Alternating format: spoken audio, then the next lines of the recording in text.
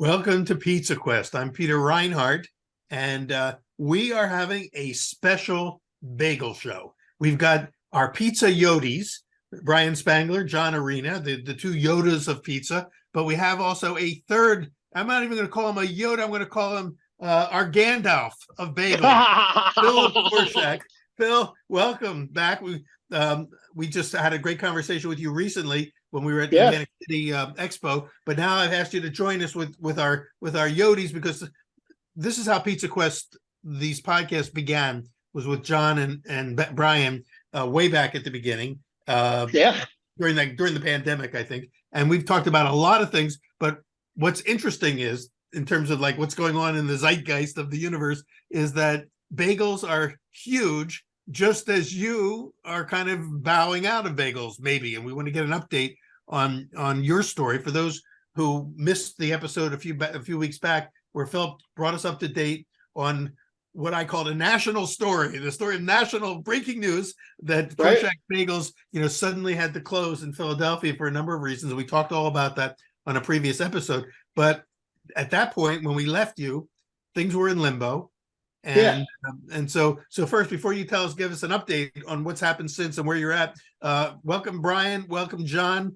Thanks. It's been a while since we've had the Pizza Yodis on, so I'm so glad that we're all together again. And part of the reason that you're here today is because both of you are also passionately interested in bagels, and are possibly, I know that John, you've been slowly perfecting your technique and are getting ready to introduce them. And Brian, I'm not sure where you're at with a piece of Scholl's. Are you going to be bringing bagels into that mix there? No. You know how I like to. I'm always got my fingers in something.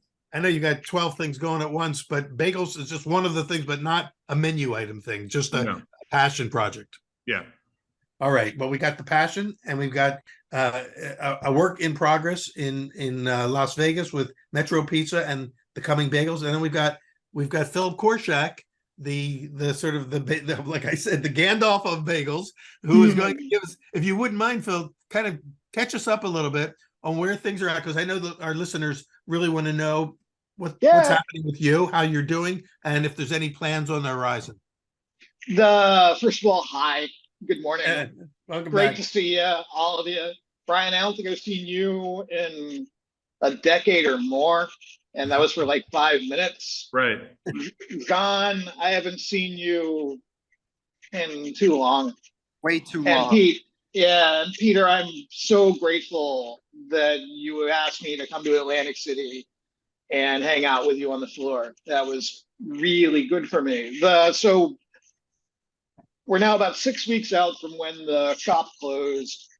I've been very honored to have sort of multiple people want to keep it going. Wow. And it is wonderful, except it is sort of seasoned with the idea of like a 1930s movie where a bunch of kids are going to get it together and put on a show. Yeah. Right. My mother has curtains and my father has a great set of tools, and if we all clap, it's going to work. And being that sort of person myself, it is really sort of hard to not treat it with the authenticity that it's being offered, and at the same time understand that it has nothing to bear with reality. And so all that means is the sort of big scale ideas of keeping it going are really nice ideas, but they have no bearing in reality. The bearing in reality is the question of what will happen to this space that I'm currently in, where for the last 2.5 years, I've been lucky enough to be associated with commerce and community being intertwined, like an incredible double helix. And the sort of importance for me of whatever place I have and what follows that is important.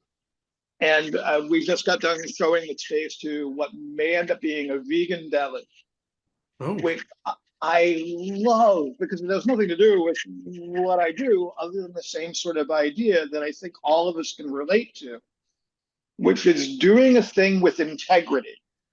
requires that you believe in it first. Uh-huh. Following through on that is fraught with failure and then likewise sort of revelation. God moving bread behind it is the perfect epitome of what I'm talking about. The idea that whoever can come in here next can continue on with that same idea Yeah. of doing the thing they believe in because they believe in it. And then knowing that the only reason that that will then be resonant is because it will serve the community as a whole is, I think, sort of inside of the way that I always end up talking about it in terms of like music. So I think that I'm really lucky to have been in a place in a time where the sort of thing that I do and the way that I do it hit into a place of understanding for a whole lot of people. And that's great. And the way that I continue to like to think about it is like, with some humility, hopefully. Leon Russell put together a huge band to make a sound in the early 1970s that was massive and resonant and important from where it came from and what it led to. And then ultimately was sort of a point in its own that it couldn't really be a touring band. And the great thing is that almost everybody in that band went on to have other bands and do really great things. Right. Right. I think that I got to put together a really good band. I think the reason I got to put together a really good band is because the years and years of trying to do the thing was essentially like me being able to be a roadie with respect to the thing that we do. So I have gotten to hang out in John's kitchen. I have gotten to be in the like studio of Tony Gimignani, which, having lived in Minnesota, Tony's in California, I want to be clear. But when I toured Prince's studio, Paisley Park. Oh, yeah. Yeah. In Minneapolis. Yeah. The feeling of being inside Tony's shop is exactly the same. And this is Wow. only to say, this is where genius is at work. And the genius isn't held to just the goat, but to everything that flows out of it. I am lucky enough to have been around long enough to have dough humans share with me their trials, their tribulations, and the thing that is consistent throughout is hope and dedication. Mm-hmm. If a bagel shop closes, hope and dedication doesn't stop. Right. Right?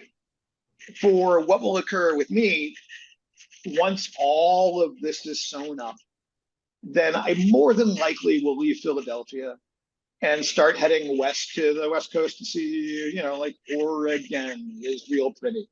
Yeah. And a nice part of the world. And I think with the idea that in between that is the desert. And I have a fondness for New Mexico and Arizona and that part of the world. Mm-hmm. And maybe it is there.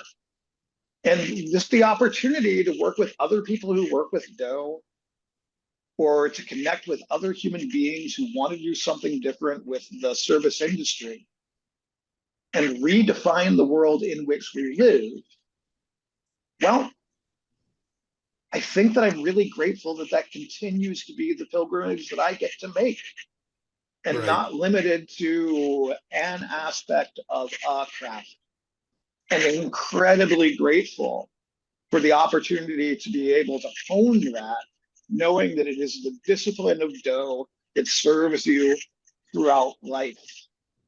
It is not the end of the road with every bagel that gets to become a bagel. It is in fact the beginning of the road for whatever dough will follow. Well, you can all That is, see. Those who are listening to all this understand now why we love Phil so much. Between the analogies, the vision, and the sort of the poetics of everything, and those who haven't been following him on Instagram, sometimes his poems are right there where you can read them.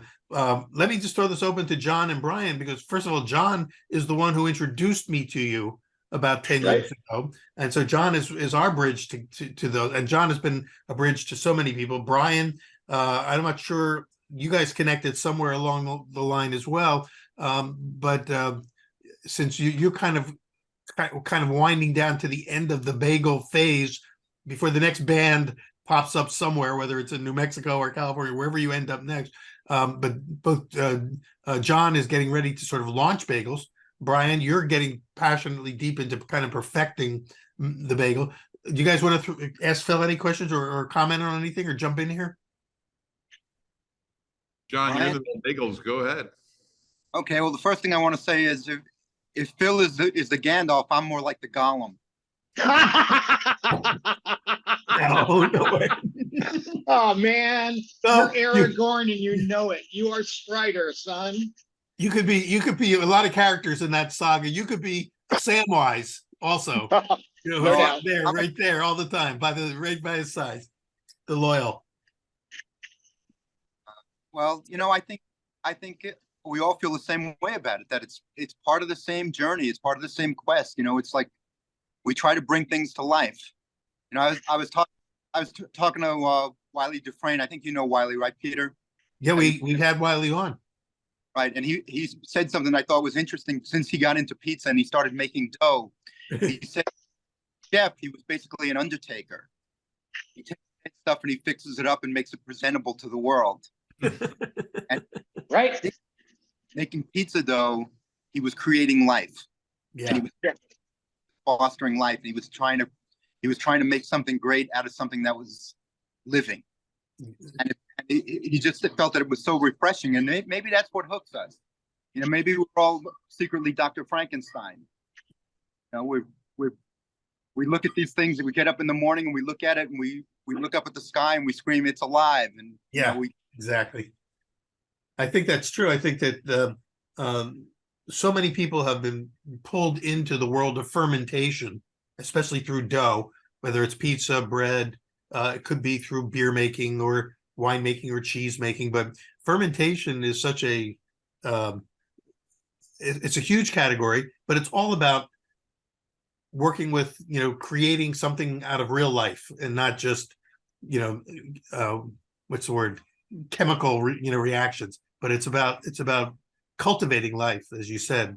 And I think, I've met so many bakers who have reiterated that in their own way. Everyone says it in a different way, but then that brings us into like specifically bagels.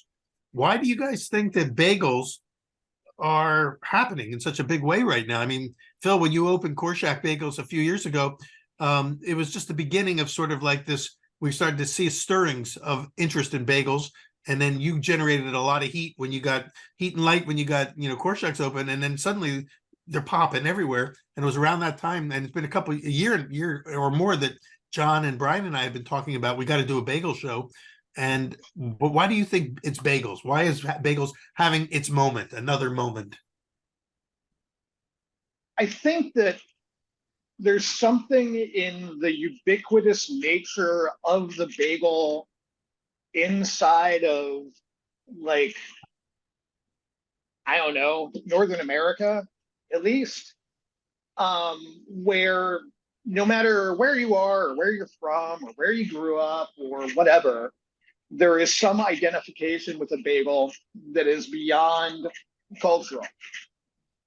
Part of where this doesn't serve our community currently is that part of that's predicated on a bagel has always been incredibly inexpensive, and therefore anybody can have one, which is, I think, where the bedrock of the sort of ubiquitous nature is.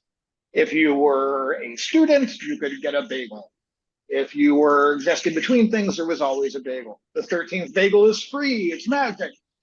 But I think that everybody has a piece of that inside of their vocabulary of what it is to be in the world.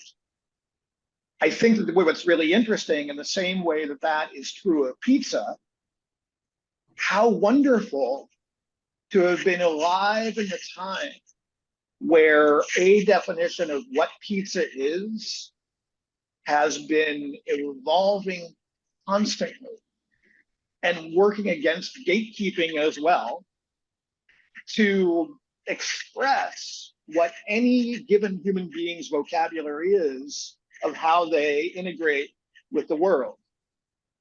So pizza is like not just pizza. It is, what is pizza for you? And what does that mean? And then human beings get to sort of like come to an understanding that the thing they're talking about is maybe not the same thing. Yeah. And then the new thing that they understand together is really where the beauty is. So I think with bagels, there's again that ubiquitous nature of what it is. And so then it gets to the place of, as a baker, understanding that there are a whole lot of extra steps in there that are really important for it to be what it is, and not necessarily great for time or for space or for energy or efficiency. So I think that where we are currently, and both of you gats will be able to speak to this better than I will, the thing that you're looking for from a bagel surpasses the ubiquitous nature of it being inside the vocabulary of everybody. So we can make the thing that looks like the bagel probably within 6 hours if we cut all the corners. Right. And 99% of the world would look at that and go, cool, bagel. Yeah. And would consume it and, like not be the better for it because the dough wouldn't be developed. The glutens wouldn't have the protein exposed. And the human being who would eat it would end up being heavy and, like gassy. And I think that there's a part where, and this is the part for me, and again, you cats are going to be able to speak to it better. I can think of nothing else where you get to stand over a steaming cauldron that smells great and watch as the thing that is literally seething, right? That's the word. Yeah. Begins to expand with dough. And know that it is nowhere close to done yet. And it's still got to move through a bunch of different things to end up being the bagel. I like all the parts of making dough, all of them. And I like all the parts of baking, totally. But getting lost in the boil with the fact that the boil per side is, in my world, about 35 seconds. Yeah. Appeals to, I think, societally how an attention deficit disorder is common. And I do think that for bakers, nobody is all one thing. But for the most part, bakers I meet are pretty mellow and pretty sort of grounded because they can express their need for unreasonable control in terms of grams. And so with that, we know what we control that thing. And then we're sort of open to whatever else is going to happen because we know where we've exerted the control. I think with baking community, I think that's the case. So I think that for a baker who is like really excited about having a method that is unchanging, that it's the control part that they like and not the baking part that they like. I think that the reason bagels have a better or have the zeitgeist currently is that all of those extra steps, all of those places where you can't exert real control, are just more apparent. And I think societally, that is good. Like, I think that is part of the path and the journey. And so I think there's sort of like a piece about being a nerd and being a perfectionist, and not being a gatekeeping asshole about it. Yay. There you go.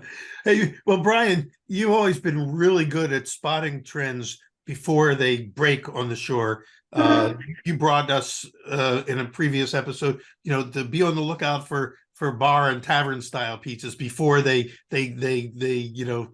splashed big time. What is it about bagels that's got you suddenly, interested in and taking some of your attention? Well, I think, well, for me, bagels have been one of those elusive things, just like the same reason when I got into pizza.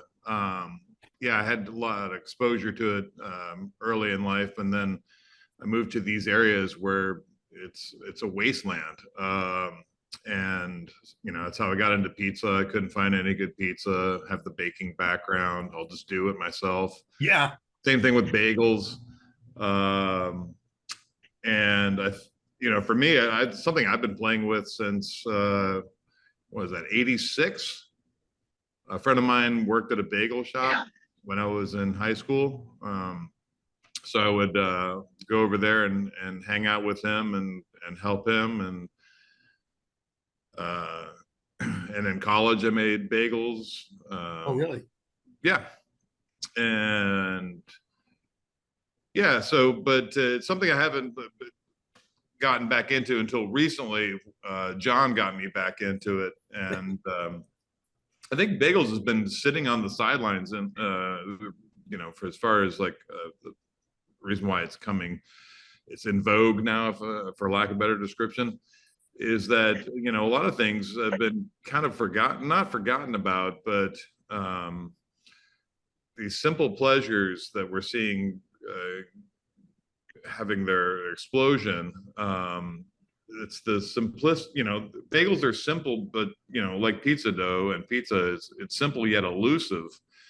Every action has a reaction, and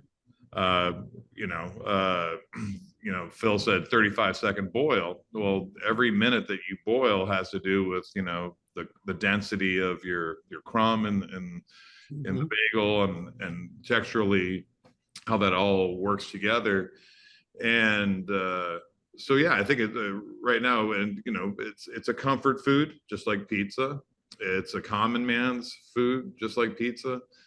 And I think that's one of the reasons why it has been kind of quietly sitting on the sidelines, waiting for people to like kind of jump on it and give it the attention it deserves, and take it to a I mean, we kind of saw that back in the late 90s and early 2000s with the explosion of Noah's bagels. Remember that? Yeah. Yep. The steam bagel. Yeah. And thank goodness it's gone away. To me, that wasn't a bagel. It was pretty insipid bread, to be honest with you. I mean, it really was. It was like, oh my God, you put enough cream cheese on it, I guess. But there was no textural component to it. It was just fluffy, fast risen. I saw that bagel. I saw that Noah's bagel as being a sign of taking the bagels from the sort of the ethnic communities from where they were sort of born into the mainstream, into middle America, by making it softer and fluffier. And that in a way kind of served as a gateway to bagels for a lot of people who might have been intimidated by them before. It could be that. I think you're right. And also I think, when it comes to like a large scale expansion like they had, there's no way you can do that level of an expansion doing bagels the classic way of doing the boil. I mean, you now have like too many variables in too many locations. And yeah, I think it's, but I think you're right, is that they're trying to make it more accessible, because, you think about like, the Plain States and people who didn't grow up in a bagel culture, and, their exposure to bagels is very limited or anything at all. I mean, even growing up on the West Coast, there was very few bagel shops unless you were in Los Angeles. Yeah. The Bay Area, we had House of Bagels. Yeah, House of Bagels. Yeah. Right. So that's where my buddy worked. That's where I started working in '86. Yeah. Yeah, that was the bagel shop of the San Francisco. Right, and then Barry Bonds, I guess, opened up a string of bagel shops around the Bay Area too. Sorry, you were in Oakland in '86? I was in Sunnyvale. What a time! Yeah. Wow. That's great. And that area, and then I went to Santa Cruz, where I was making bagels in '87 through '90. I left Santa Cruz in '93. Right on. Yeah. When you were working that gig, were you working machines? Were you hand rolling? Were you getting dough in frozen? Did you have to At knock House it of around Bagels yourself? in high school, Yeah.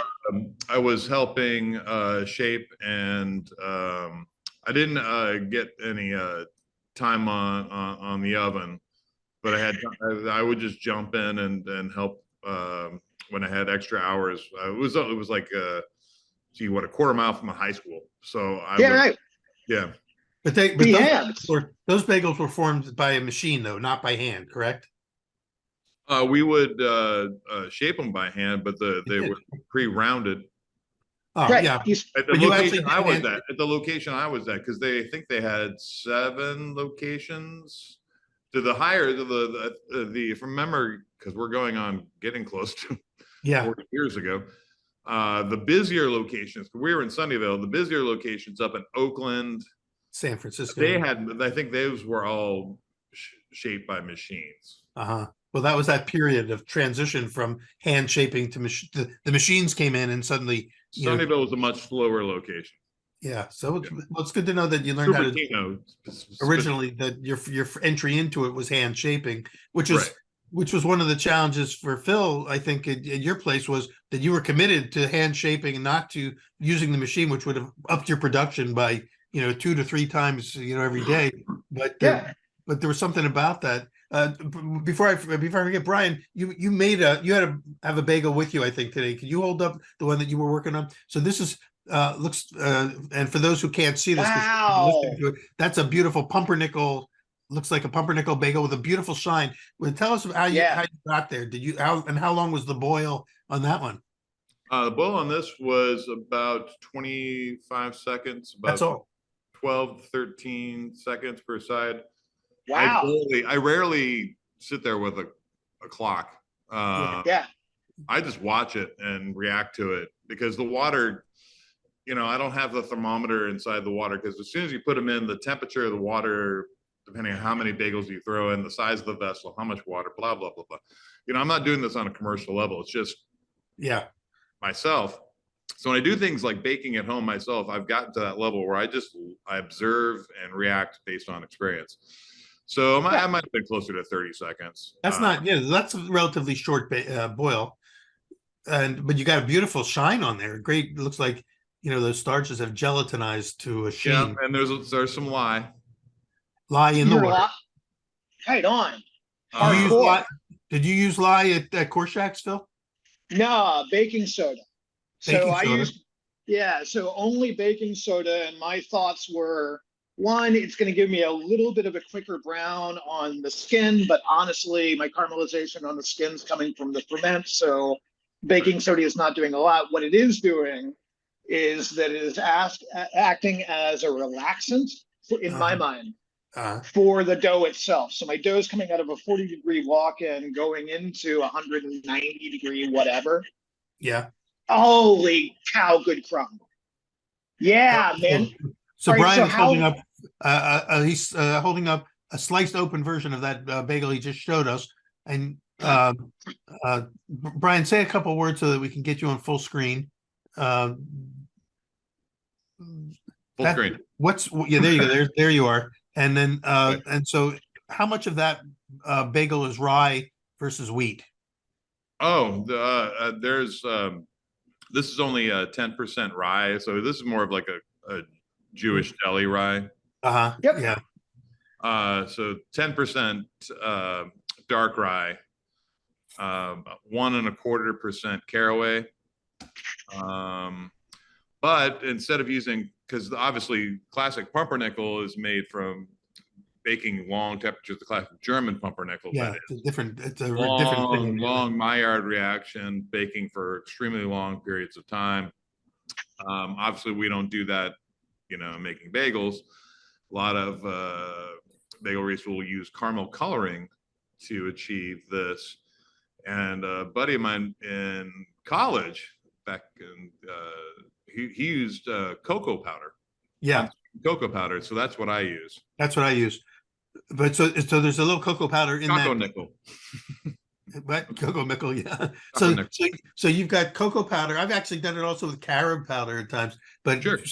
and some people even use like instant coffee or espresso. Right.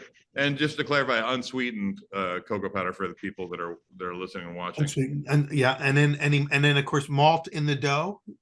Yes, there's barley malt in the dough, and the way I've been lately, the way I've been making bagels, I'm trying to like push, the limits.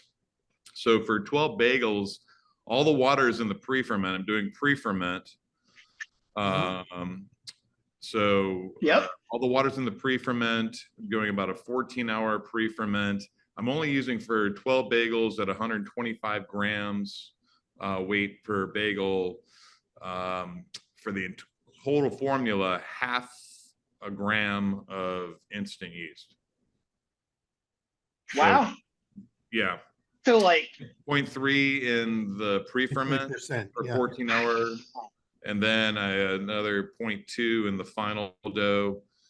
And then after the bulk shape, again, that goes into the refrigerator for 2 days for taking out. So you're not in this particular bagel, then it's only a small amount of commercial yeast, but no any sourdough yeast or natural fermentation as well. No. So yours is not. And then Phil, you were nodding your head because I know that yours was primarily a natural sourdough ferment, but also you were getting excited when Brian mentioned the pre-ferment. But is your pre-ferment more like a poolish, Brian? Is it really real wet, a wet pre-ferment? Yeah. So it's for the formula for 12 bagels. Got the formula right here in front of me. 500 grams flour, 500 grams water, and so, that's a classic. 0.3 grams of instant yeast. 14 hours of that, and then the final dough is the remaining flour, salt, barley malt, and So before I jump back to Phil's thing, I want to put up a couple photos of John's recent bagels. So we got some shots that we're going to look at. John, can you talk us through a little bit of your process of how you created your bagels as we look at the photos that are coming up? There's a let's look at there's the shaped version. Those who aren't able to see these, we're looking at a photo of hand shaped bagels. It looks like it's a classic white dough. Would you say, John? Yeah, but my method is very similar to Brian's, because basically when I'm in trouble, I call Brian and I just scream, "Brian, bagel!" now. And we talk it over. You'll find we usually hit on a method that's pretty similar, if not exactly the same, certainly not exactly the same, but always something that we can both relate and evolves from the same ideas. So we looked at a photo, then if you went into the boil. What's in your boil? A little bit of baking soda. Baking soda. So now baking soda, but occasionally I put some liquid malt in there. Malt into the boil itself. I know a lot of bagel shops do add malt to their water. That's one of those areas where I guess it's baker's choice what you're going to boil. Some boil only in water, some boil in salted water, some in sweetened water. Montreal bagels are boiled, I think, in honey water. So there's so many different ways to do it. But so is your fermentation a combination of wild yeasts, sourdough and commercial yeast? It's a combination of wild yeast and fresh yeast. That's it. So now we're getting kind of the hybrid of all these different methods. You got the Korshak bagel, which is mostly sourdough, but you also, I think, spike yours with a touch of yeast, right, Phil? Oh, you bet. Yeah. And then John is similar. You're kind of down that track. Brian did his with yeast only, but with a long pre-ferment and long fermentation to develop. And barely any yeast. What's that? And barely any yeast. You're still getting an incredible crumb. Time is the biggest thing there. Yeah. So I love the fact that we've got, 3 dough geniuses all getting there in different ways, which I think is an important takeaway from this conversation, is that there's no one absolute way to do this. There's many ways.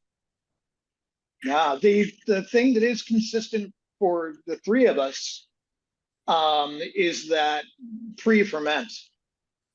So all three of us are rocking that big or that poulies or that levain or whatever the appropriate term is before we get to that final dough. For mine, it would be everything but the flour and the salt in the mix, whereas the barley with one, the true, what's going to go into the water is dealer's choice. But that pre-ferment, I think, is consistent for the three of us. So what's your pre-ferment is the sourdough starter, right? Or do you have another pre-ferment? I've got the sourdough starter, but I'm rocking this almost the same thing of 50-50, where it's 100% of the water. It is all of the liquid with the sourdough, with both of the malts, with the little spike of the yeast.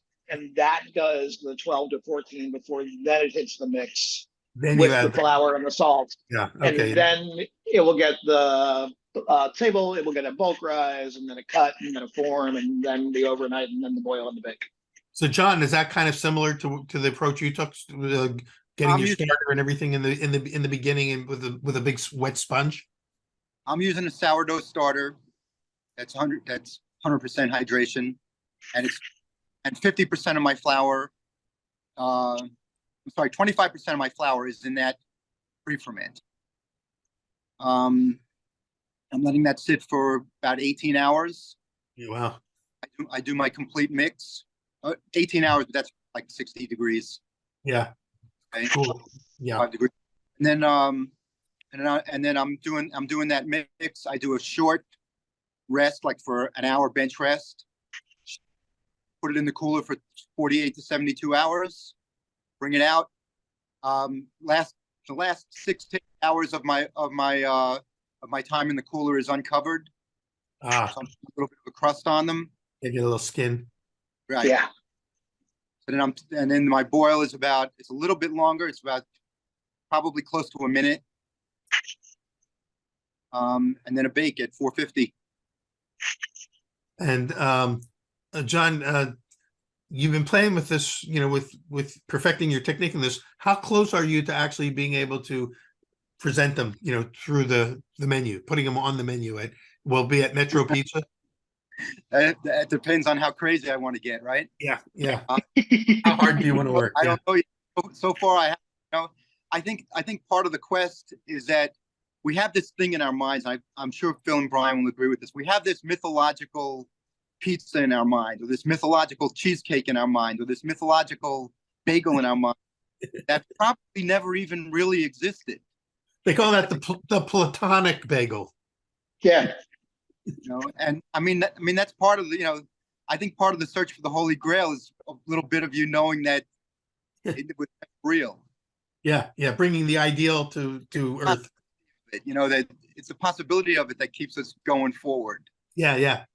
But what do you foresee needing in order to do this? You're going to need to add new equipment to your kitchens.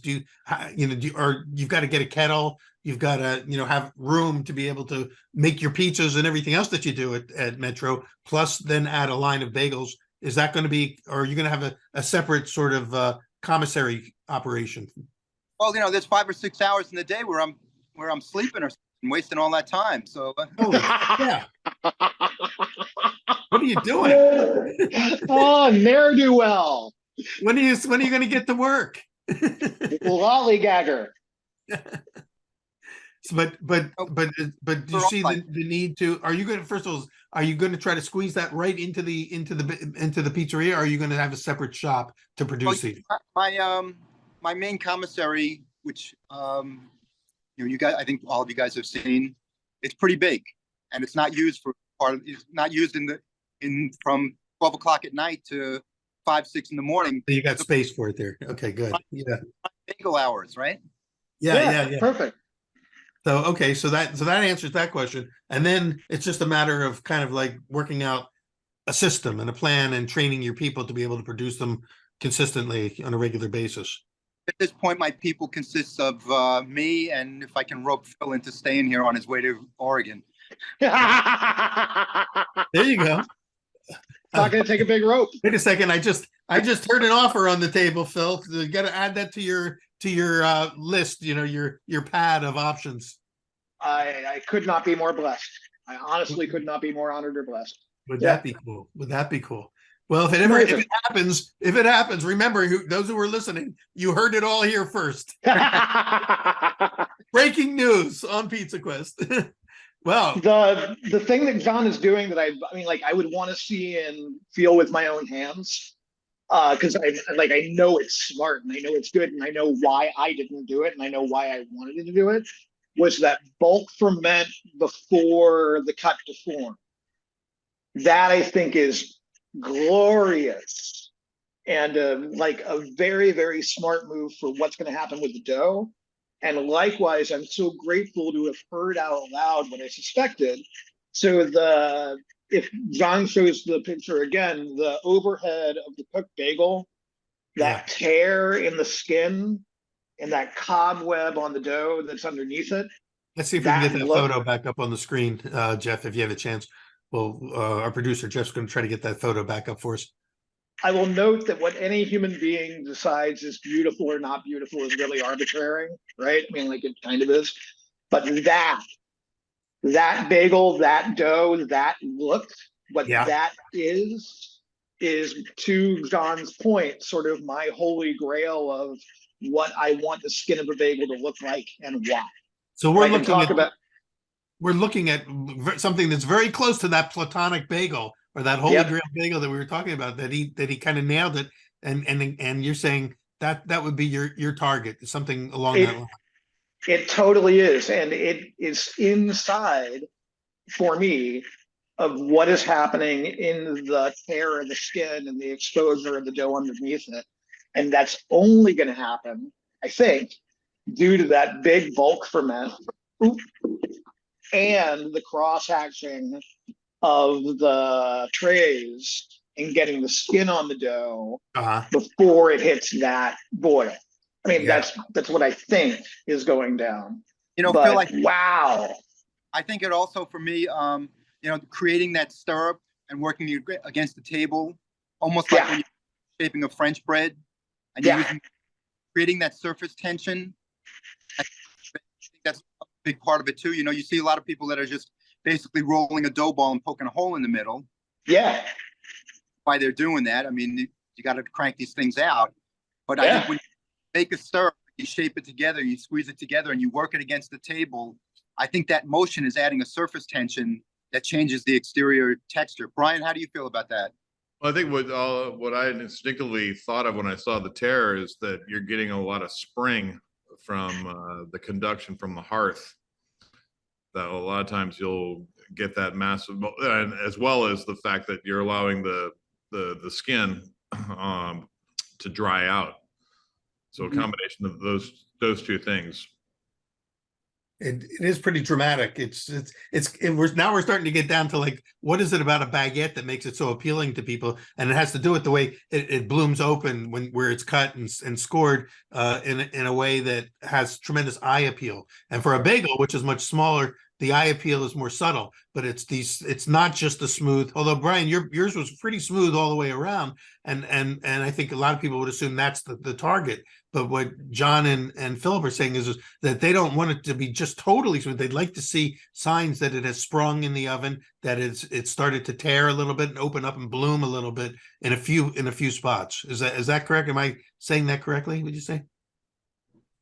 That's definitely what I was shooting for with that one, Peter. And then if you look at some of the others, I think I might have had some other ones where I was shooting for that micro blistering that I try to get on my pizza crust. Yeah, the blistering. Yeah. Your micro blisters are great. You might be able to show a picture of that. I think I sent you some pictures of those. I think we have that, and I think that the blistering that we saw in the bagel is very. I guess that has a lot to do with the fact that you were able to develop a skin during the rise before it went into the boil, and then that skin kind of trapped those carbon dioxide pockets as they were trying to escape and caused blisters in the surface. Is that then your bagels have that same look, don't they, Phil? They do. I think it's that, and I think it's the time on the dough. Now that fermentation's rocking. Yeah. And Brian, can you hold up yours? Can you hold up your bagel again real quickly if you have any left? Me? Yeah, yeah. Just I want to. So we're looking I at. gotta have one. I wish I could have a bite of that because it looks so good. But but I'm seeing it looks like there's some blistering in yours as well. There's without doubt blistering on that. Minor. Maybe if I like, increase the temperature up, a little bit. How's that look? Yeah, it's good. And There's yet some minor blistering there, and I've always attributed all the blistering to the acid production from the retarding of the dough and the yeah, long cold bulk ferment. More yeah, so, you get more of that with sourdough true. Right. than with Right. commercial So, yeast. But yeah, there's some blistering there, but it's minimal compared to what you're seeing in John's photo. oh boy, I'm getting pretty excited about bagels again. It's like when you because of all the ferment around bagels in the last year or two. I started to rethink my own you know perception. I used to always think of bagels as being not an artisan product, but it's sort of a mass-produced product. That's how I didn't think of it as anything special. As the crumb was tight, I was always looking for open crumb, but that wouldn't be appropriate in a bagel. It's fast. There's all these different things but yet when hearing you guys talk about it, there's so much thought that goes into from beginning to end of what you end up the consumer ends up with for $1.25 or $3 or whatever it is that they're paying for that one unit. It went from $1 a bagel was a pretty good deal. And I know that Phil, you were getting what, $3 a bagel, I think, at Korshak's. Was it $3? Yeah, great. $3 a bagel, and nobody batted an eye because number one, they recognized the artisanship that went into it and the specialness of that bagel, and so is everything in between. The bagels, I see it, and also the fact that just by the very fact that any kind of decent bagel has to have at least a long cold fermentation, which kind of moves it into the artisan category already, because now you're dealing with advanced fermentation. Bagels are really just as artisan as baguettes and ciabattas and the classic European breads. Sure, it's anything you make anything artisan if you want, anything worth doing. Yeah. Well, do you think that that's at work now in the bagel shops that you're seeing popping up around the country? I know the Bay Area has gotten a few good ones. There's some more in addition to Korshak's in Philly. There are other bagel shops in Philly. Are bagels? Are you seeing that same kind of passion and attention to detail in the new generation of bagel makers that we saw in the bread makers and the pizza makers of the last 20, 30 years? Are you asking me? I'm asking all of you. Oh, I do, but I'm seeing it like I think COVID has brought a lot more attention to it, and we have we've had about 3 or 4 pop up here in the Portland metro. Uh-huh. And of course, I think Portland there's is more to also come because there's still a lot of here on the West Coast. There's certain kinds of bagels that people still don't make, and you never hear of, like egg bagels, which is one of my favorites. It's right. Did you make an egg bagel, Philip, at Korshak's? You bet I did. We did the egg bagel, and we also topped it with the everything topping, turning it into the egg everything bagel. Right. And so my move with it was egg yolk and turmeric. That is how I got it there. Staying away from the egg white because I didn't want that happening into the structure of the dough. And the thing that I found from the egg bagel that we ended up making was that it did this really nice sort of straddling between being a bagel and being a brioche. So all of that beautiful fat in that dough gave the inner structure of the dough this quality that was borderline brioche. Brioche or even challah. Right. When you use egg yolk and turmeric, a lot of people do that in their challahs as well. That's kind of cool. And I completely forgot about the egg bagel category because that's its own thing. We've had Jacob and Alex Cohen on, who have Kismet Bagels in Philadelphia, and again talk about the pandemic. I mean that bagel operation, which is now producing quite a few I'm in the thousands of bagels a day now. Started as a little home passion project for during the pandemic by this husband and wife who just started making bagels for their friends, and it just caught on. It just went. I hate to say viral, but it tipped over. So there's definitely a desire for, and they were in a high growth mode even before you closed Core Shacks. They're probably maybe they'll pick up a little bit more business since then, but and of course they make theirs in a totally different way than the way we've been describing it here. We could talk about bagels for hours. We're running out of time. I just want to kind of like maybe just give everybody a chance to have some final comments here before we call it a day. Anyone want to add something that we didn't get to talk about yet? Steve, I only want to add, that for sure. And I'll come to your coast and we'll make egg bagels together. Yeah. The question of why is it more small batch? Why is it more independent bakers doing small things? Is who's going to wake up and decide they want to be a conglomerate or get it together where that's what they're going to do? No disrespect to like Einstein Bagel, or no disrespect to whatever massive pizza chain is out there. I don't know anybody who wakes up and goes, okay, that's the thing that I want to replace, or that's in the wheelhouse of what you need to do to make an operation that is that massive. Or Lender's Bagels, for Christ's sake. I don't know anybody who's going to wake up and go, and like it would be a fine market to do, and it would be a good thing to do, and all that other stuff. But that's not really within the wheelhouse of what it is to be in the world and present. And I think that one of the things that I'm really grateful to have been able to know John and learn from his example of being at the same time a student and an instructor is that all of us are just trying to do the thing that we think is true. Being a big conglomerate isn't really that. Yeah. I think this thing that what we're all trying to do is the thing that we think is appropriate and right, that works for us, knowing that, and this is the part, fellas, that we all know is true, we can make all the bread in the world and be really satisfied with what we did and how we did it. But until somebody eats it, it doesn't mean anything.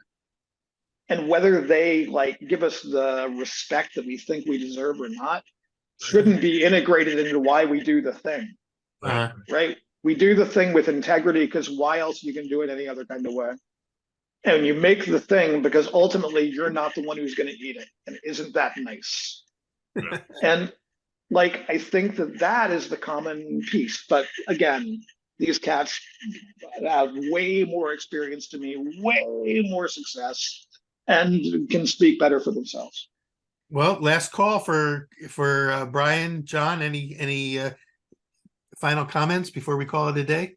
Well, what Phil was saying there, I think Bianco put it pretty well. Was he said we all put up smoke signals in the hopes that other people can read them.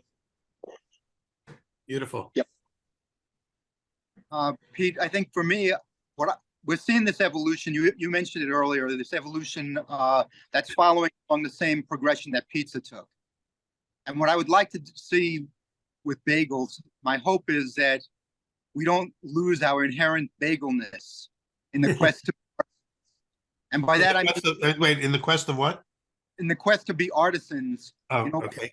We're seeing people that have got into bagels now, and they're basically applying the exact same principles that some people were getting attracted to with bread, in terms of structure. But there's a departure where it's really not a bagel anymore. It's it's now a ciabatta with a hole in the middle. Right. To me, that's not that much better than what those other guys are doing, which is Wonder Bread with a hole in the middle. Right. I wanted to still be a bagel. Yeah. There's that curmudgeonly get off my lawn part of me that's like, leave it alone. Like, yeah, we want to make the greatest bagel we've ever had in our lives, but we don't want it to lose what that represented to us and what our ideal was. And, you know, I know that there's going to, and I'm sure Brian will agree with me because we know who will probably do it. At some point, there'll be a guy that does bagels with 105% hydration. Yeah. and it will go viral on Instagram and everybody else will start doing it. Yeah. Are we gonna hyper mix it while we're at it?